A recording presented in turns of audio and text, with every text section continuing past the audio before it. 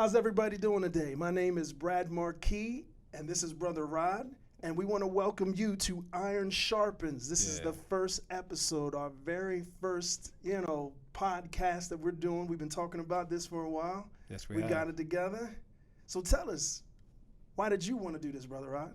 Well, listen, I'm excited about this opportunity. One of the reasons that I wanted to do this is because I've heard this quote years and years ago, and then it's so relevant that it says that to die empty, and it said when you die, you want to die empty. And I was like, wow, that's interesting. I said, that's what I want, because I feel that God has given me so much that I need to be able to pour out, and that I need to be able to share with others. And that was one of the reasons why I wanted to do that. I mean, I wanted to be able to encourage people, man, and to uplift and to grow and to be transparent and help somebody along this journey. So that was one of my purposes of why I wanted to do a podcast, because I felt the need to be able to reach out to a bigger audience. Definitely. Yeah. And what about yourself, Brad? Man, something that I've wanted to do for a long time. As you just said, I've always wanted to encourage people. I've always wanted to motivate people. I don't say wanted to. I do that. Right. In my everyday walk. Whomever I encounter, when I do my best to encourage and motivate and inspire wherever the opportunity presents itself for that. So when you came to me and asked, said that you want to do a podcast, that clicked, in my head, and I was like, you know what? It's been a minute, because I've been asking a lot of people if they, kind of, I won't say asking, but I've been kind of putting the feelers out to see if individuals would do a podcast with me. And it was, a lot of times it was around the NBA basketball playoffs. That's when I really get inspired to do a podcast. I hear you. Yeah. I want to, have that kind of back and forth dialogue about what's happening in the playoffs. But it's bigger than that. It's bigger than that, as you know, and the podcast is called Iron Sharpens, and so that's what we're here to do. We're to help each other, sharpen our swords, to help deal with day-to-day, everyday life, and hopefully we can, obviously we're two men here, two black men here, so that's pretty much the perspective you're gonna get. That's it right there. That's it right there. Yo, that's it. And you know what, Brad, as you mentioned, it's interesting that we conversed in church. It was on the Sunday. We conversed in church, and that's and we just talked about some things. I guess as we do, briefly, just sharing some stuff, what's going on, what we want to do. And I happened to mention that to him. He said, "Me too. I want to do that too." And then we went from there, and like, wow. And after the conversation, I left out of church. I was like so inspired. I was like really motivated, and that's when I sent my brother a text. I said, man, it was just nice talking to you, and it feels like, man, that's what happens when iron sharpens iron. When iron sharpens iron. When things are meant to be, when it's anointed, when God steps in and say, yeah, y'all too. Yeah. As far as encouraging, as you said, Brad, that's what I've been doing all my life, right? But really didn't put a label on. I know I just like to uplift people and do things, but what was so ironic was that, the pastors asked us to get up and to introduce ourselves. And I said, hey, I'm Rod. I told him where I worked at, whatever. And I sat back down. He said, nah, stand up. He said, you're an encourager. I said, yeah. He said, yeah, you're an encourager because you encourage me.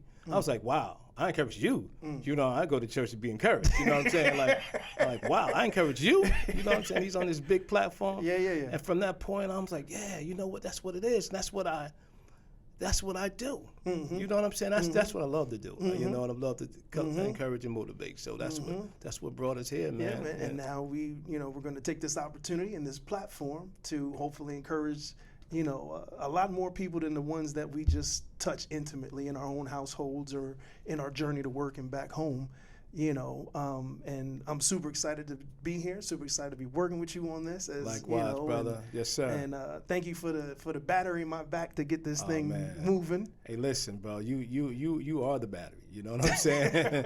Listen, bro, I'm telling you, because you took that step, and as we were saying before, man, you was like, all right, let's do it. And I was like, all right. So I didn't see it right now, but it was like, let's do it. And you just started running. I was like, all right, I got to catch up with you, but moving this thing and pushing things forward. And And that's what it's about in life. I think that sometimes you just need people to kind of say, hey, all right, I'm with you. Let's go. Let's do it. Let's just jump in that water.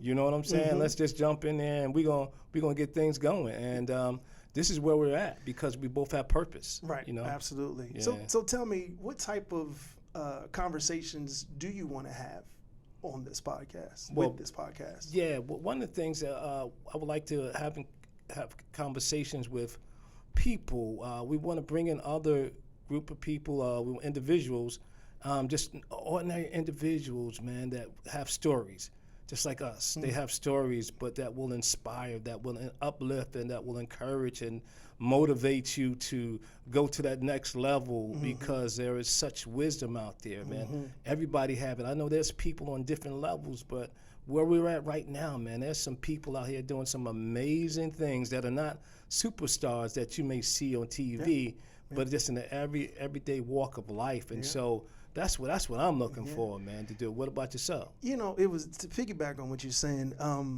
it was this thing that, you know, that they called vertical networking and horizontal networking. Okay.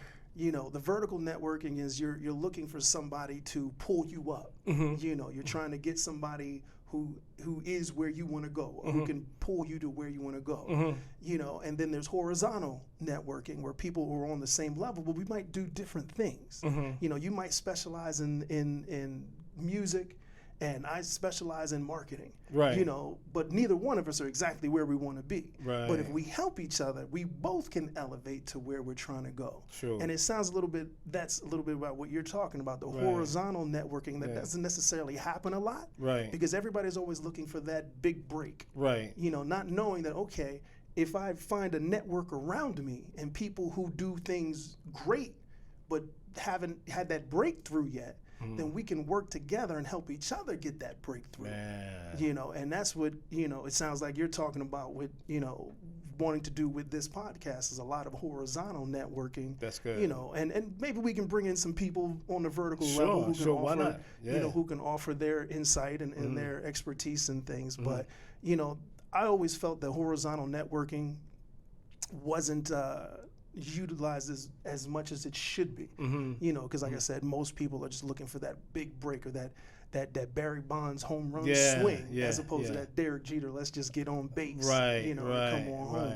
Right. You know, so that, you know, that's definitely exciting, and to hear from, you know, my grandparents raised me. Okay. You know, so I'm always about the elders. Yeah. I'm always about. Oh, man, I'm me always too. about tell your story before you leave this earth. Wow. You know what I mean? And Wow. with technology now, we have the opportunity through podcasts, through memos on our phones, through whatever, write a book, whatever. But, you know, our ancestors, our elders, the ones who raised us, they got stories to tell. Oh, brother, Brad, you just touched on something that is like really lights up my fire, man. It's like when we talk about our ancestors and loved ones, man, listen, that's what I grew up off of that. You know what I'm saying? I grew up, my mom had 9 sisters, and just when we had a chance to get together as family, man, it was wonderful because of the stories that came out of them. You know what I mean? Like what happened, and I tell you, it was just such enlightening. And so that's why I have a deep respect, profound respect for even elders now. I mean, I love them. I mean, I appreciate that they're here, and I honor them when I see them. It don't have to be somebody that is related to me. It's just the fact that, man, you're here, and I reverence you because of the fact that I give honor to you because of who you are. You know what I'm saying? And just walking this walk because there's many people don't make it this far. No, and to have made it this far, you know, I think we're in a sweet spot where we're, you know, still young enough to have the energy to execute things, right? But still wise enough and educated enough, you know, have our wits about us to, you know, still grow. Right, exactly. You know, still grow and still, you know, we have the energy to execute what we, you know, can ideate and things of that nature. So we're in and knowing what we know, or knowing what I know in my young life, you know, the older I get, the more I have reverence for my elders. Wow. Yes. Because it's like, it's hard getting where it was hard getting here. I ain't even expected to be here. Right. You know, right. I thought I was going to be gone 20 years ago. Yeah, I you see. know, I've done things and you know, traveled, and I've been a part of things that I'd never even imagined being a part of. Wow.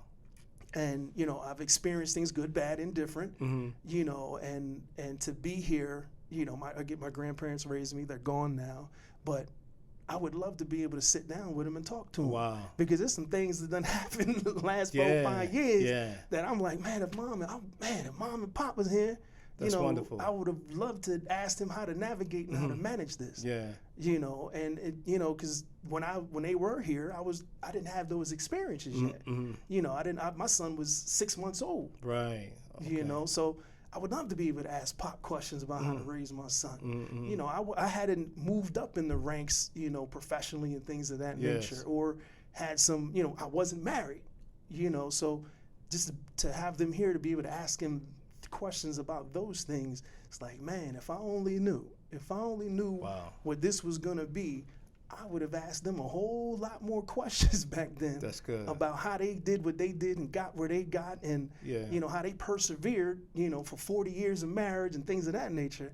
I would have asked a whole lot more questions. Wow. Well, you know, you bring up an interesting point, because it is my prayer and blessing and hope that I have 2 aunts that are still living. Mm-hmm.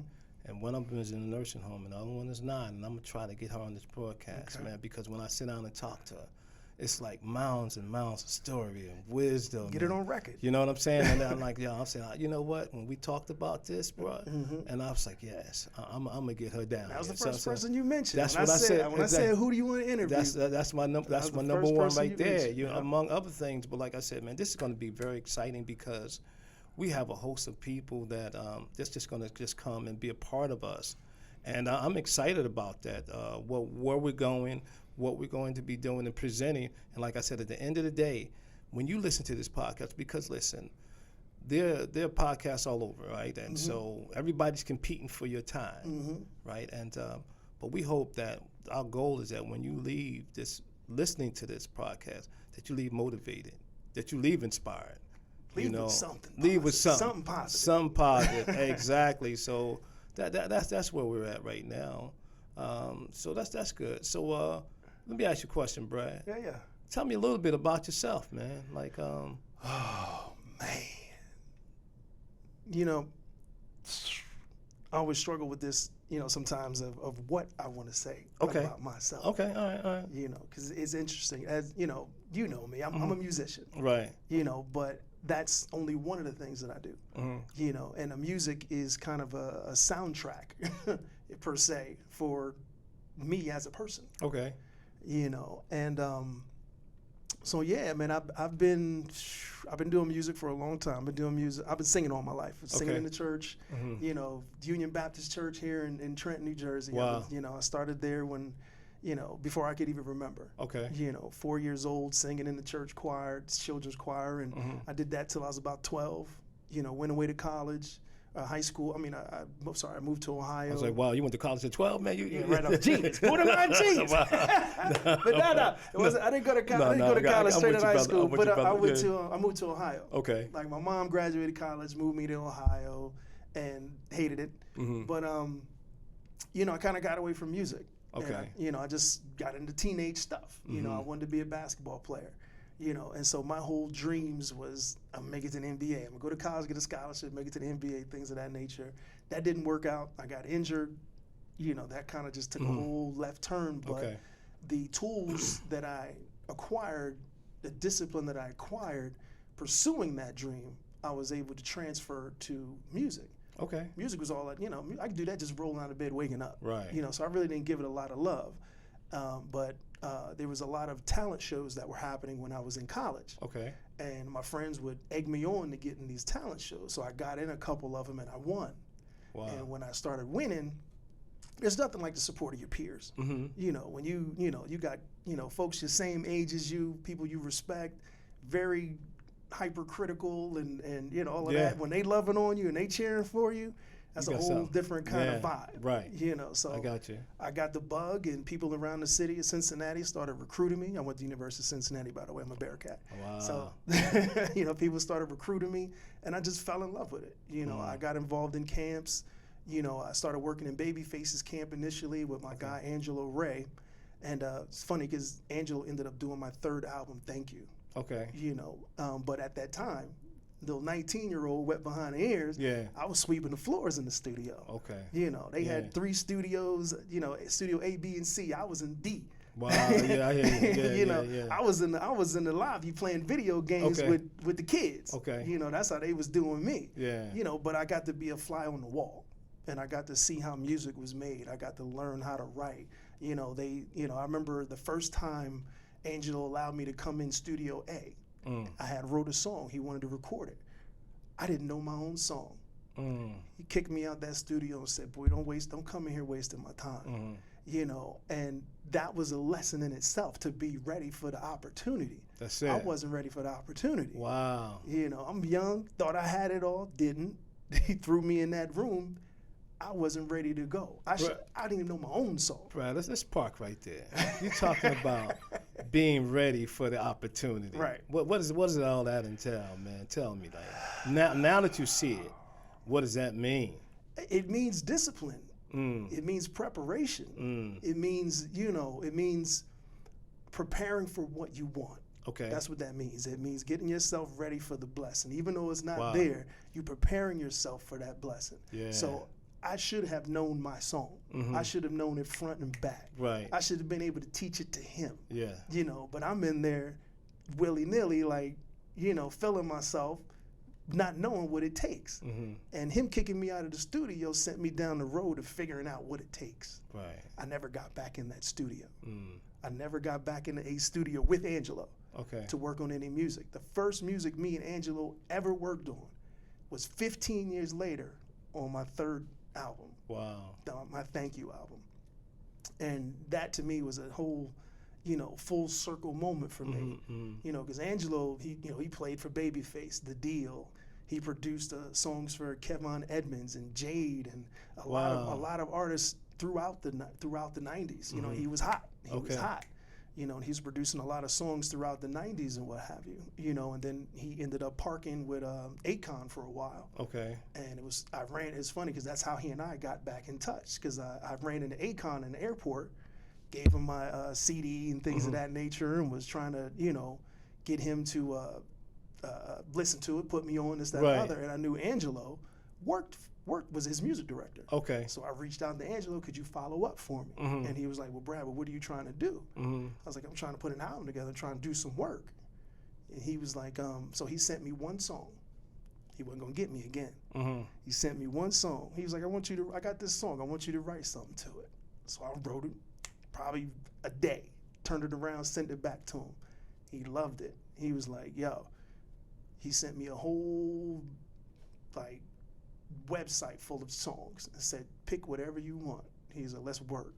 Okay. And I'm like, oh my, you know, and prior to that, Angelo hadn't recorded anybody in about 7 to 8 years. Wow. So he was coming back as well. You know, so we were able to do this album. The album made 67 on Billboard as an independent Wow. artist. That's great. Top 10 for 2 weeks on iTunes. Wow. #1 single on all the countdown shows, and, you know, from Yeah. BET, Yeah. VH1 Soul, Aspire TV, all of that. Like Wow. we did some numbers on that. Okay. You know, and so that was, you know, again, full circle moment. Yeah. But when he came to me again, You was ready. I was ready. That's what that means, right? I was ready. Being ready for when the opportunity presents itself.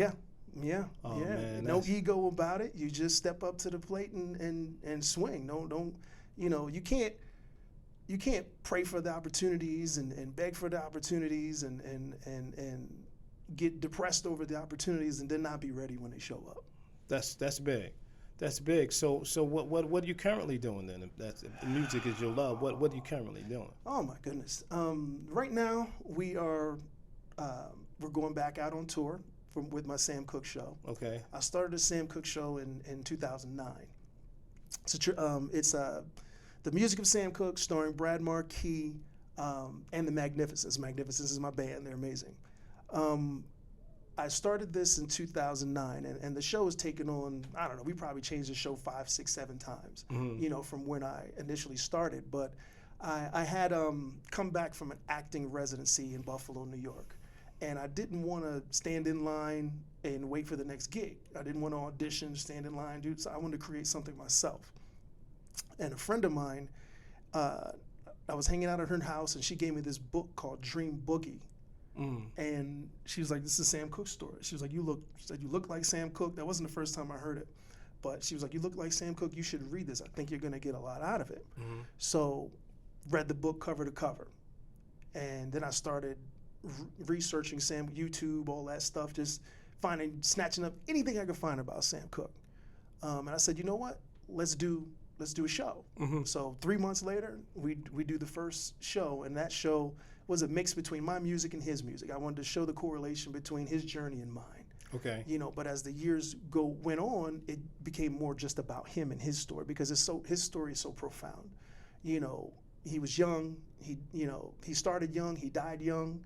But his impact from 19 to 33, because he died at 33, his impact from 19 to 33, it still, resonates to the day. Wow. Him and Ray Charles were the inspiration behind soul music. Oh. It was them two who initially started, transitioning from gospel to secular music, and using the styling of gospel in secular music. You had your Nat King Coles and your Sammy Davises, but their styling was more of a Frank Sinatra kind of pop crooner type of thing. Right. When Sam Cooke evolved, because he started out like Nat King Cole, wanting to be Nat King Cole, things of that nature. So when he evolved, his styling became more of a gospel singer, where his roots were. Okay. Singing secular music. Right. And this is what we now know as soul music. So I started to tell that story. Okay. And then you find out that his business acumen was beyond reproach. The only artist in that day to own his own record label. The only artist in that day to own his own publishing. The only artist in that day to be able to put his boys on, to put his friends on, to support his friends and give them an opportunity to be successful. One of the first artists to make it on American Bands, black artists to make it on American Bandstand. Wow. And all this stuff. So he reached the height of heights in what he was doing. And, crossing racial barriers. And this is all during Jim Crow, segregation, all that. And he's breaking down all of these racial barriers. So, and then he goes from that, with that as the backdrop, to being an activist. So now he's a businessman. He's a #1 selling artist, a gospel singer. Now he's an activist, because of the things he saw on the Chitlin circuit and things that things that he was able to do because of his celebrity that other people weren't able to do, who looked just like him. Wow. So he decided to transition into, a more of an activist, and that's when you get the songs like Change Is Gonna Come, which I'm sure most of the world knows. Yeah. And then he was unceremoniously murdered at 33. Nobody knows why. It's said to be an accident or something. It could have been a setup, could have been an accident. Nobody really knows what it was. But his impact, there is no Motown without there's no Motown Berry Gordy without him. He broke those barriers. He broke those walls. There's no Sean Puffy Combs and Bad Boy or Uptown and Andre Harrell. Like these individuals don't exist.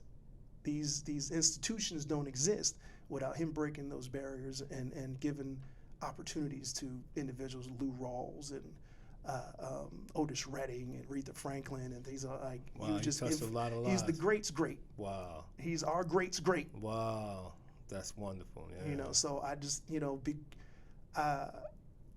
was, again, another full circle moment. He was my grandparents' favorite artist. Oh. I didn't know it. I was listening to Sam Cooke and the Soul Stirrers growing up. I didn't know it. Yeah. I came from one of them households where grandma always had the radio on. Always on. The radio always on. The radio's always on. Yeah. And I'm listening to the station and all of that stuff. This was playing. So when I started researching his music, I'm like, I know this stuff. I knew it. Instinctively, I knew it. I had been hearing it all my life. And so that actually gave me a deeper connection with my grandparents, something else that we can relate to. And now that they're gone, when I perform, it's an excuse for me to keep mentioning their names. Yeah. And keep sharing their impact on my life.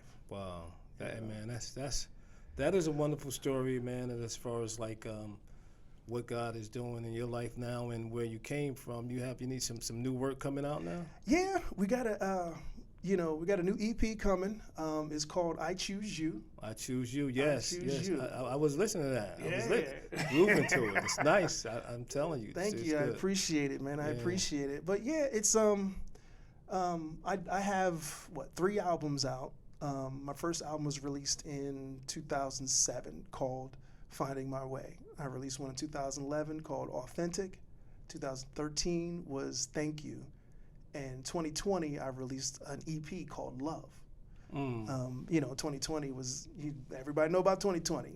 We still dealing with the repercussions of 2020. Yeah. But I wanted to put out a project in 2020 because everything stopped, and all we saw in media was negativity. So I had records sitting around. I had records that I was working on, so I packaged them all up together, and they actually fit the vibe. And I put that out in 2020, and now, I'm back at it. I don't even know how this one came about. I came off a tour. We did it earlier this year in February, March. We were on tour with the Sam Cooke stuff, and that was my first full length go out for 3 weeks. Don't come home. You got to make it work. I'm out there with 10 other people. It was 11 of us out on the road, and I'm responsible for 11 other people. Wow. Or 10 other people.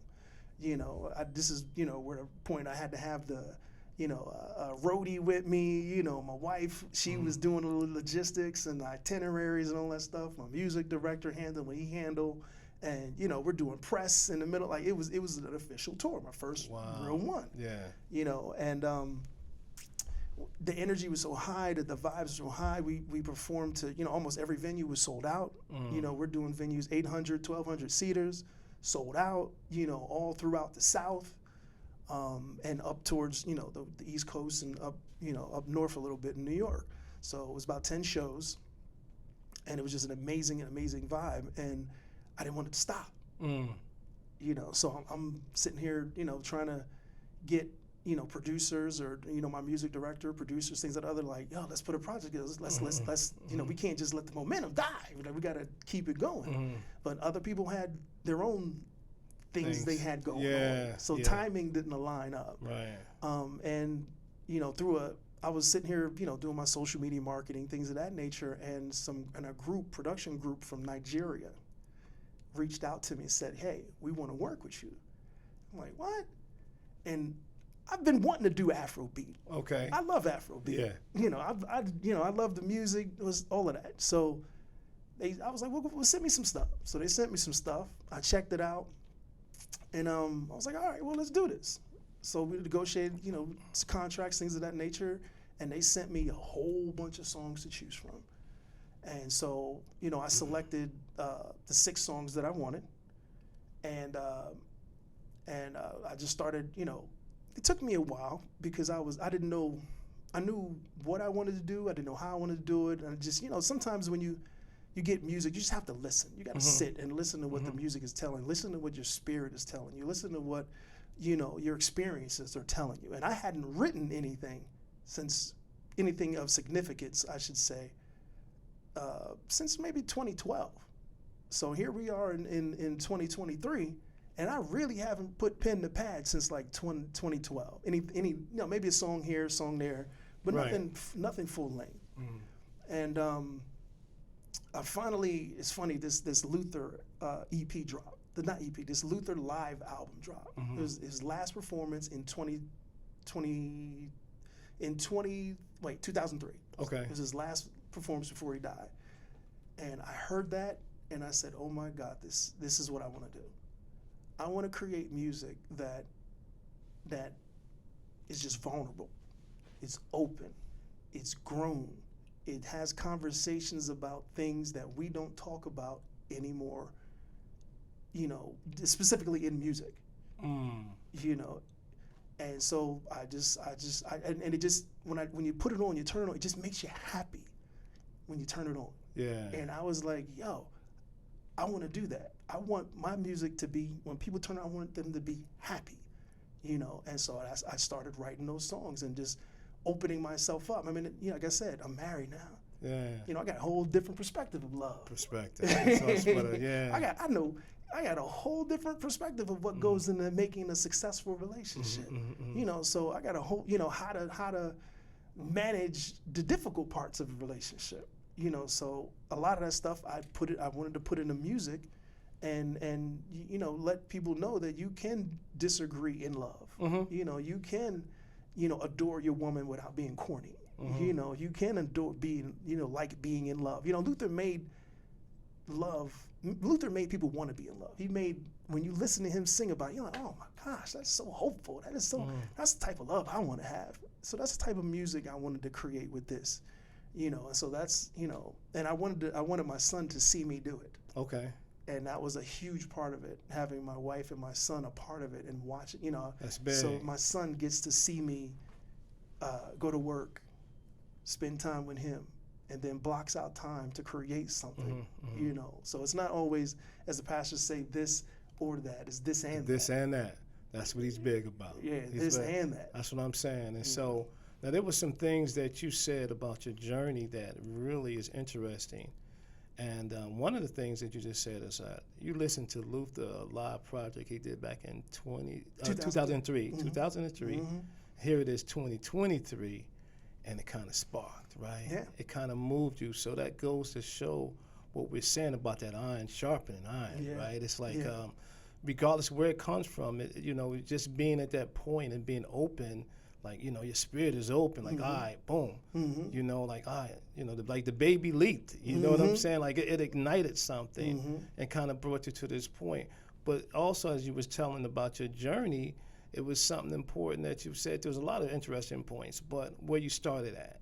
Look at where you started and where you're at, but the journey in between. You know, and that's the thing that I think now what I see from my perspective, a lot of people want things like right now, and then you may see somebody, you see them as where they are right now, but you don't actually see the journey in which they traveled. You know what I'm saying? The journey they traveled, it took a lot in between. Right. You know, you got this part and this part, but what about the in between, Brad? What about that in between? That is a question. That is a question, because that in between was very uncomfortable.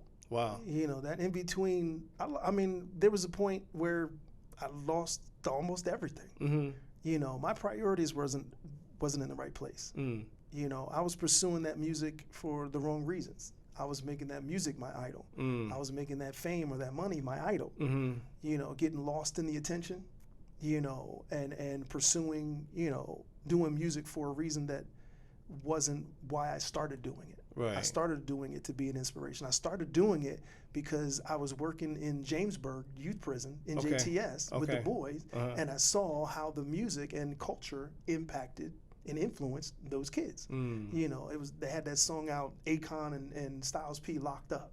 You know, and I just saw how it moved those youth.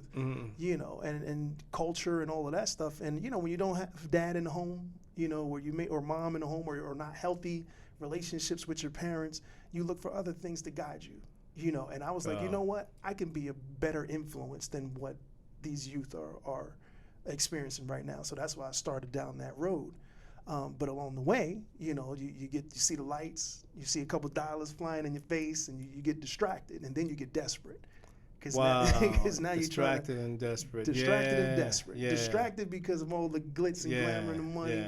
Desperate because you ain't got it. Or desperate because you had it and you lost it, and you're trying to get it back, and now you're getting it back formulaically, or you're getting it back in a way that isn't true to who you are as a person. So now you're getting out of character, and when you're out of character, and you know what, that happens, and that's what happens because we lose sight of the goal. You know what I'm saying? You start out one way, but along in the midst of things, you decide to, you know what, let me go this way, and it kind of takes you where you start drifting. But man, you know what?